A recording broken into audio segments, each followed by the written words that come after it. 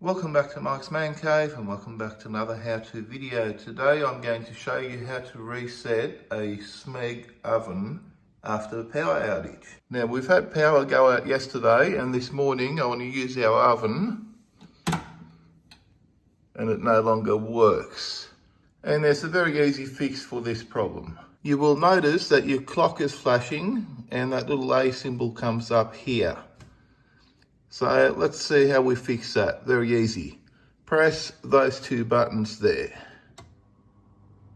And straight away, your oven starts up. It is that easy. You can see here, your oven is on now, and you can hear it working. Now, if you enjoyed this video and you found it helpful, don't forget to give me a big thumbs up, and don't forget to smash your subscribe button, not the oven, for more videos from Mike's Man Cave. Thanks for watching, and bye for now.